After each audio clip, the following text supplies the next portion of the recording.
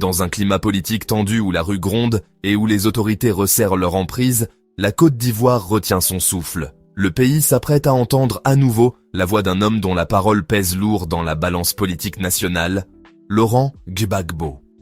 Après plusieurs semaines de silence, l'ancien président, figure historique du paysage ivoirien, sort de sa réserve pour se prononcer sur la crise qui secoue la nation. Alors que les arrestations se multiplient et que les manifestations de l'opposition se heurtent à la répression, l'annonce de cette prise de parole suscite de fortes attentes, autant chez ses partisans que chez ses détracteurs. L'ancien chef d'État, Laurent Gbagbo, a en effet annoncé son intention de s'exprimer officiellement sur la situation politique du pays. C'est au cours d'une réunion du Conseil de sécurité et politique qu'il a fait part de sa volonté de prendre la parole. Cette rencontre s'est tenue dans un contexte marqué par la montée des tensions, notamment après la violente répression des récentes manifestations. Loin d'un retrait ou d'une indifférence, le silence de Laurent Gbagbo n'était qu'une pause stratégique, selon les responsables de son parti, le PPACI. Ces derniers assurent que leur leader suit de très près l'évolution des événements et qu'il compte réagir au moment jugé le plus opportun. Il entend les cris d'indignation et de fatigue du peuple et il a décidé de s'adresser dans les tout prochains jours à la nation ivoirienne, ont déclaré ses proches collaborateurs.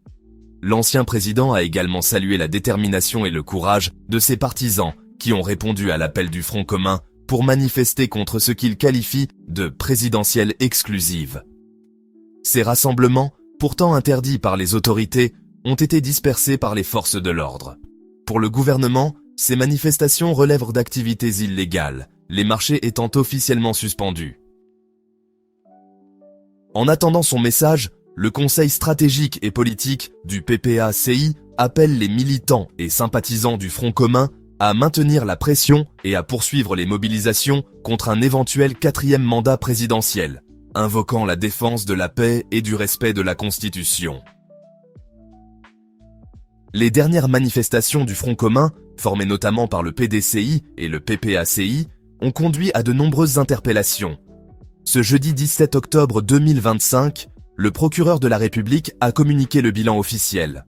Environ 700 personnes ont été arrêtées depuis le début des marches du samedi 11 octobre. Ces chiffres concordent avec ceux avancés par le PPACI. Le magistrat a précisé que ces interpellations concernent la participation à une marche jugée illégale, la préfecture ayant interdit tout rassemblement de ce type. Le parquet, qui envisage des sanctions exemplaires, évoque même des soupçons d'actes de terrorisme. Les analyses effectuées sur les téléphones de certains détenus auraient révélé des messages incitant à la destruction de bâtiments publics et d'infrastructures appartenant à des représentations diplomatiques ou à des entreprises étrangères.